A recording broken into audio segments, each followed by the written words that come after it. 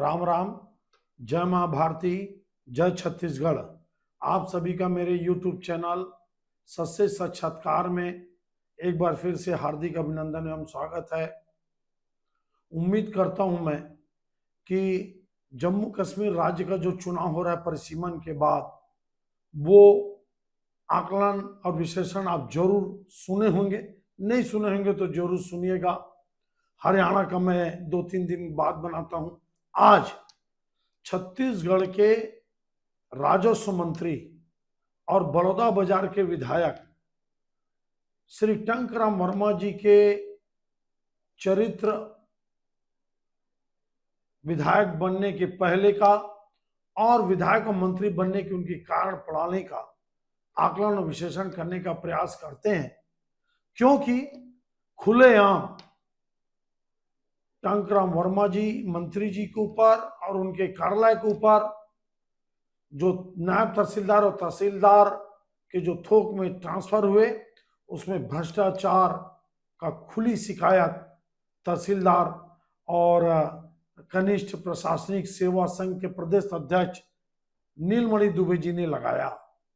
आते हैं नीलमणि दुबे जी कैसे आरोप लगाया, क्या लगाया, इस पर आकलन विश्लेषण करते हैं। लेकिन ये नीलमणि दुबे जी कांग्रेस की सरकार में जब अवैध रेत खनन के खिलाफ कसडोल में, बलौदाबाजार जिला के कसडोल में कठोर कार्रवाई किए, तो क्षेत्र के लोगों की जानकारी में ये बात है कि कसडोल की विधायिका श्री सुश्री शकुंतला साहू ने जब कहा कि आप चेन माउंटेन जेसीबी ट्रक को छोड़ो, इन्होंने मना कर दिया, कड़ी कार्रवाई की और फिर भूपेश बघेल जी के पास मामला गया, सब बताया जाता है, और 2 घंटे में इनका ट्रांसफर हो गया। तब लोग बोले कि ये भाजपा के सोच के अधिकारी हैं। लेकिन देखिए, भाजपा की सरकार आई, फिर इनके ऊपर गाज गिर गया जब ये आरोप लगाए राजस्व मंत्री टंकराम वर्मा के ऊपर भ्रष्टाचार का, तो इनका निलंबन की इनके ऊपर कार्रवाई हुई। तो इसका मतलब ये है कि 2 साल में 6 बार इनके ट्रांसफर होना, फिर निलंबन होना कांग्रेस की सरकार में और भाजपा की सरकार में। इसका मतलब ये है कि ये अधिकारी निश्चित रूप से अपने कर्तव्य के प्रति ईमानदार है। इन बातों को कोई भी समझ सकता है। लेकिन इसके पहले इसमें भी जाते हैं और भी विषय को उठाते हैं। इसके पहले टंकराम वर्मा जी, श्री टंकराम वर्मा जी हैं कौन? देखिए, ये बलौदाबाजार जिला हेडक्वार्टर के करीब चांपा के रहने वाले हैं और ये गुरुजी बनते हैं, टीचर बनते हैं। अब आप बताइए, टीचर का सम्मान हमारे भारतीय समाज में, छत्तीसगढ़ समाज में और हमारे गांव देहात में सबसे ऊंचा है। डॉक्टर और टीचर ऐसे पद वाले कार्यभार हैं, ऐसे जिम्मेदार पद हैं जिनका सम्मान बहुत होता है। एक बार डॉक्टर का आजकल सम्मान नहीं होता, कम होता है, क्योंकि डॉक्टर ज्यादातर लूट में लग गए।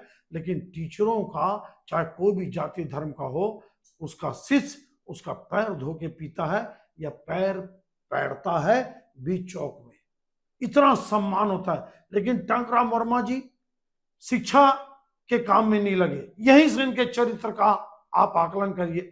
बहुत सारी बातें मैं आपके ऊपर छोड़ता हूं। देखिए, अगर वाकई में कोई अच्छा टीचर हो तो वो चाहेगा कि उसके शिष्य बड़े होके कलेक्टर बने, एसपी बने, डॉक्टर बने, इंजीनियर बने। लेकिन टंकराम वर्मा जी टीचिंग न करते हुए ये सबसे पहले करुणा शुक्ला के पीए बनते हैं। बलौदाबाजार के लोगों को मालूम है कि करुणा शुक्ला जी विधायक रहते हुए कितनी बदनाम हुई, और आरोप लगा इन्हीं टंकराम वर्मा के ऊपर, भ्रष्टाचार के, दुर्व्यवहार के, बहुत सारे आरोप लगे टंकराम वर्मा जी के ऊपर। करुणा शुक्ला को उनका भुगतान भुगतना पड़ा, और जब वो दोबारा 98 में चुनाव लड़ी तो तीसरे नंबर पर फेंका गई। इवन बीजेपी का बागी लगभग चुनाव जीत गए थे, स्वर्गीय पुरुषोत्तम साहू जी। वहां से इनका किस्सा शुरू होता है। फिर ये पीए बनते हैं केदार कश्यप मंत्री जी के, फिर ये पीए बनते हैं दयालदास बघेल जी के, फिर ये पीए बनते हैं रमेश बैस जी के। अब आप समझिए, इससे आपको समझ में आएगा कि टीचर का काम होता है मुख्यतः, या मुख्यतः नहीं, सही मायने में अगर जो सही टीचर है, जो वाकई में मान सम्मान से जीना चाहता और देश के भविष्य को बदलना चाहता है, युवाओं के तकदीर को बदलना चाहता है, तो वो टीचिंग से महान जॉब कुछ नहीं समझेगा।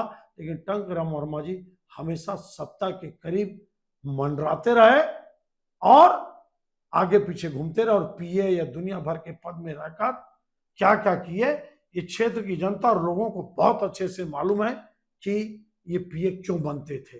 अब ये राजनीति में आए, राजनीति में आने के बाद इनको टिकट मिला। चूंकि कांग्रेस का प्रत्याशी इतना कमजोर था, इतना लोग बताते हैं कि इतना इर्रिस्पॉन्सिबल था कांग्रेस का प्रत्याशी शैलेशदीन त्रिवेदी, जो चुनाव ही नहीं लड़ा ठीक से, ना चुनाव ना मैनेजमेंट कुछ नहीं, और हवा में उड़ते रहे। परिणाम ये रहा कि टंकराम वर्मा जी चुनाव जीत गए। समीकरण ऐसा बना कि मंत्री बन गए। मंत्री बनते साथ देखिए आप, मंत्री बनते साथ सबसे पहले बहुत सारे घटनाएं घटी कि शिमगा के एक पूर्व जनपद के कर्मचारी जो 30-35 साल खूब भ्रष्टाचार किया, उसको अपना पीए बनाना। उसके बाद परिवीक्षाधीन नायब तहसीलदारों का ट्रांसफर कर देना।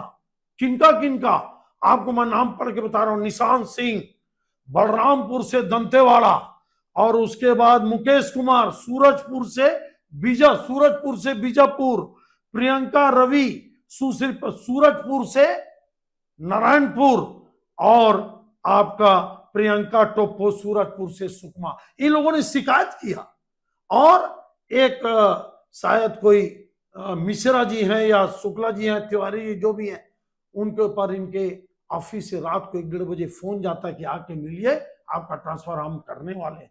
ऐसी बातें चर्चा का विषय है।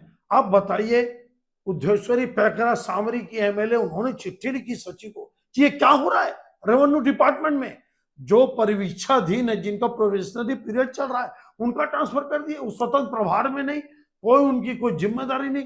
ट्रेनिंग पीरियड में ट्रांसफर करना, नियम क्या बोलता है एक अलग विषय है, लेकिन बिल्कुल बर्दाश्त करने योग्य ये घटनाक्रम नहीं था।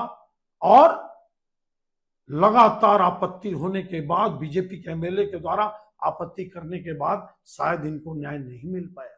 उसके बाद क्या होता है, इस क्षेत्र में कई सीमेंट प्लांट हैं, जो लाफार्ज है, भले उसका नाम बदल गया, नुओको, अंबुजा उसका भी नाम बदल गया, सेंचुरी, श्री, इमामी।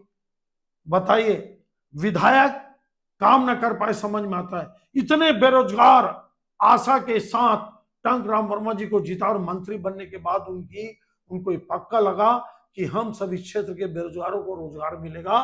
लेकिन आज वो सब खून के आंसू रो रहे हैं। आप पता कर लीजिए, हम लोग बाजू में रहते हैं, उस क्षेत्र में डेली घूमते, लोग खून का आंसू रो रहे हैं। अरे उनका काम तो छोड़िए, उनका बात सुनने वाला कोई नहीं है, उनको न्याय दिलाने वाला कोई नहीं है। उसी प्रकार से आपका ट्रांसफार्मर, अभी कई गांव में ट्रांसफार्मर खराब हुए। जैसे एक गांव है बड़ा जरौद, बहुत बड़ा गांव है आपका बलौदाबाजार विधानसभा का। 25-25 दिन से किसान घूमते रहे, लेकिन उनका ट्रांसफार्मर नहीं लगा। जब हम लोग के संगठन, किसान संगठन में उनकी बात आई, तो आंदोलन, धरना प्रदर्शन जिसमें फेसबुक हम लोगों ने डाले, तब जाके 4-25 दिन बाद ऐसे कई गांवों की कहानियां हैं। लोग खून के आंसू रो रहे हैं, कोई सुनने वाला नहीं है। अब आप बताइए, प्लांट में पढ़े लिखे रोजगारों को नौकरी नहीं, उसके बाद ठीक से काम नहीं होना। और आपको एक बड़ी बात बता रहा हूं मैं, इनका गांव है चांपा, जो बलौदाबाजार रिश्दा के नजदीक में है।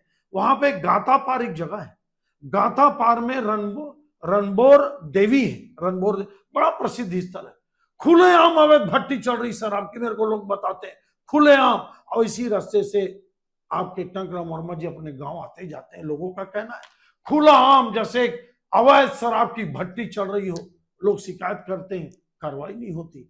अब आते हैं नीलमणि दुबे तहसीलदार के आरोपों पे। इन्होंने आरोप लगाया कि जो जिनका ट्रांसफर 1 साल पहले हुआ था, उनका ट्रांसफर कर दिए। उसके बाद जो रिटायरमेंट के करीब थे, जो आईसीयू में एडमिट है, उनका ट्रांसफर कर दिए। जो मंत्री के आगे पीछे घुमा, जो मंत्री के बंगले में नतमस्तक हुआ, चढ़ावा चढ़ाया, दुनिया भर की बातें ऐसी सुनने को मिलती है, उनका अच्छी जगह ट्रांसफर हो गया। और जिनका ईमानदारी से जो तहसीलदार काम कर रहे थे, जिनके खिलाफ कोई शिकायत नहीं था, वो भ्रष्टाचार की भेंट चढ़ गए।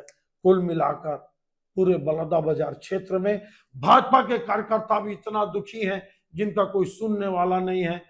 अब आप समझ सकते हैं कि जो गुरु जी रखकर गुरु का दायित्व ना निभाया, पढ़ाई लिखाई नहीं किया, जो शराब अवैध शराब को रोक ना रहा हो, जो बेरोजगारों को प्लांटों में रोजगार ना दिला रहा हो, जो उनके तकलीफों को ना सुन रहा हो, गांव गांव में जो बिजली की विकराल समस्या है उसको दूर ना कर रहा हो, ट्रांसफार्मर बिगड़ते हैं, 25-25 दिन ट्रांसफार्मर नहीं लगते, परिवीक्षाधीन नायब तहसीलदारों का सरगुजा से बस्तर ट्रांसफर हो जाना, और तहसीलदार के ट्रांसफरों में जिस प्रकार से नीलमणि दुबे जी ने आरोप लगाया भ्रष्टाचार का, और उसमें प्रमाण सहित उन्होंने आरोप लगाया, इन सब बातों से क्षेत्र में ये चर्चा बहुत जोर से चल रही है कि हमने क्या पाप किया था जो ऐसे व्यक्ति को चुना।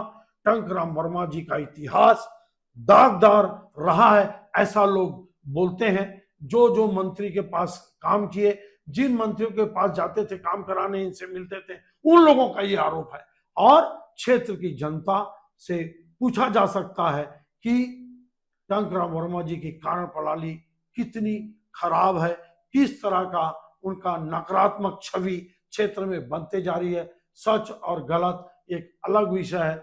मेरे को लगता है कि मुख्यमंत्री जी को इस विषय पे जरूर कड़ा स्टेप उठाना चाहिए, अपना सर्वे करना चाहिए, हमारी बातों को सुनना चाहिए, सुनने के बाद जांच करना चाहिए। नहीं तो अगर भ्रष्टाचार ऐसे ही बढ़ता रहा, और आपको एक बात बता दूं, मैं भूपेश बघेल के सरकार में मेरे को एक खास मेरे परम मित्र ने बताया, हम लोगों खुद गए थे कलेक्टर बेमेतरा के पास, पटवारी 30-40 हजार रुपए नामांतरण का पैसा मांग रहे हैं। भूपेश बघेल की सरकार में प्लॉट के नामांतरण का 10 से 15 हजार रुपए रेट था। अब ये बताया जा रहा है कि ये 50 हजार रुपया हो गया।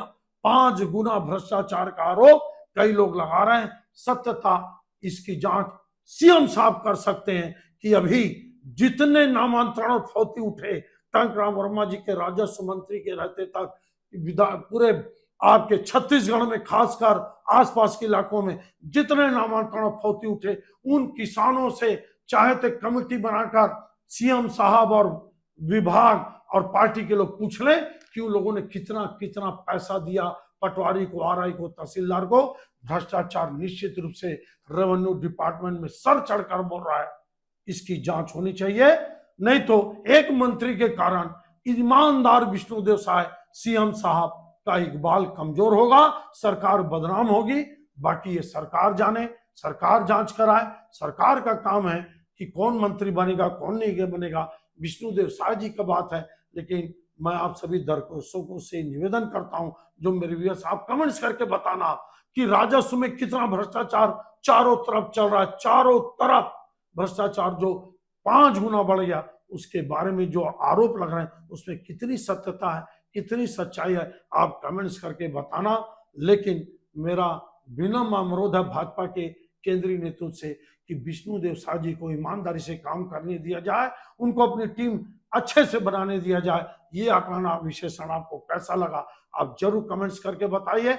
अगर आपको लगता है तो बड़ौदा विधानसभा आप घूम के देख लीजिए, लोगों की क्या टिप्पणी है, उसके बाद जरूर कमेंट्स करिए। आप सबका बहुत बहुत धन्यवाद। आपसे निवेदन, फिर लगातार मेरा विधायकों और मंत्रियों पे जब जब ये भ्रष्टाचार के बड़े आरोप लगेंगे, मैं आकलन विश्लेषण बनाऊंगा। लेकिन आप मेरे इस विश्लेषण को अगर अच्छा लगता होगा तो छत्तीसगढ़ में सभी जगह आप भेजना, लाइक और सब्सक्राइब मेरे सच से साक्षात्कार चैनल को करना। आप सबका धन्यवाद। जय छत्तीसगढ़।